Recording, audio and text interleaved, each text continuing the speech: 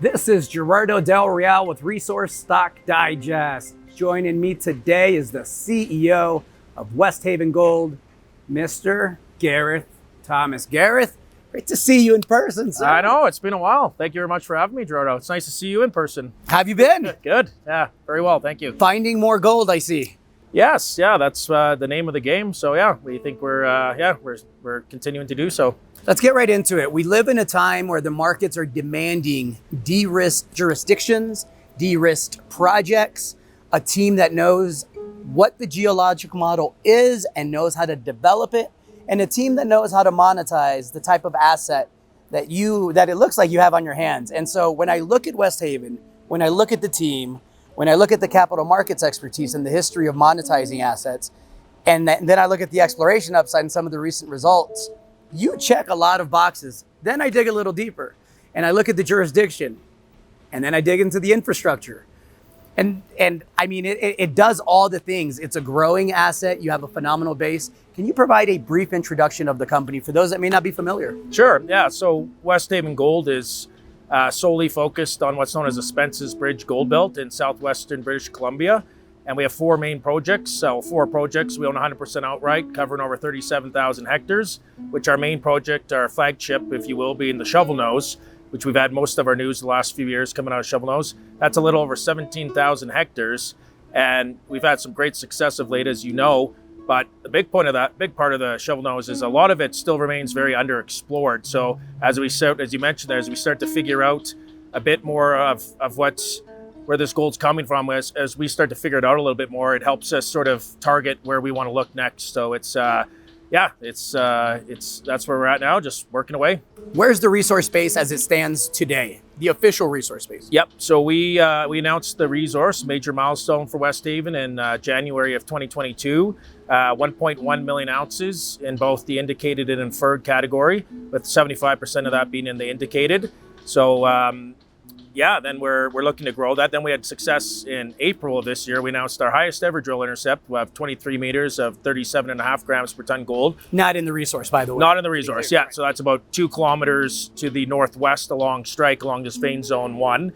And then we also had, actually before that, we had success in what's known as the Alpine zone, which is also just off of the resource, where we had 8 meters of 20 grams, including 3 meters of 45 grams. So yeah, that's sort of our goal of this year. We've drilled 30,000 meters to date in this year, and we're looking to add more ounces. That's really our goal here. So correct me if I'm wrong, but I have to believe that you clearly see a path towards a multi-million ounce gold mine, right? Yeah. I mean, that would be our goal. I think that would be right now, just being in the area we're in, location-wise, we think this is we're 5 kilometers off a major highway there at the Coquihalla, 2.5 hours from Vancouver, 30 minutes from the city of Merritt. So we like where we are right now, but certainly we'd like to build to ultimately get more eyes on us, where maybe a bigger company may say, hey, that looks right up our alley. That's we certainly want to build that inventory. So you have a path towards at least a couple of million gold ounces where you're drilling now. You mentioned the multiple targets. This is a district scale land package, and I want you to provide a little bit of context for folks that are new to Westhaven about the potential, because if there's a couple of million ounces of gold in just this one area and you have 17,000 hectares, how much of that is unexplored? Yeah, so most of that is, we call it about an eighth that we have squared off, about an eighth of that 4 kilometer from the south zone up until the Franz. That'd be about an eighth of our project that we've sort of drill tested, if you will. We've drill tested little areas, but not a lot. And then, of course, the last couple of years, we've had a lot of boots on the ground. We've unearthed all sorts of interesting looking things, hydrothermal breccias on surface. We've done a lot of work with LiDAR.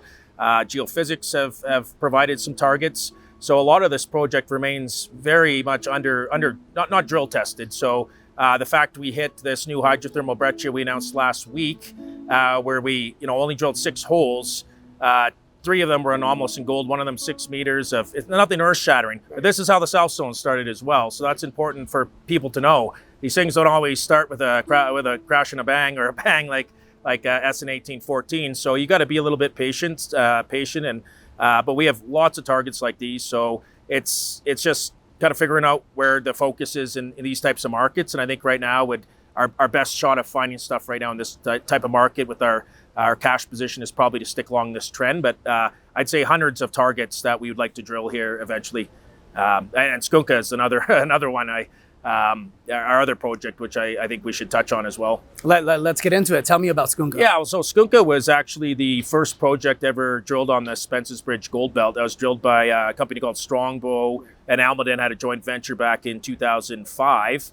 And they drilled, I think their 8th hole was 12.8 meters at 20 grams per ton gold. And that initiated a very big staking rush on the Spence's Bridge Gold Belt. That'll do that. Yeah, for whatever reason, they didn't do much work after 2007. My hunch is that they felt, and many smart people working for those companies, by the way, it's not to throw anything, sure. They're very smart guys.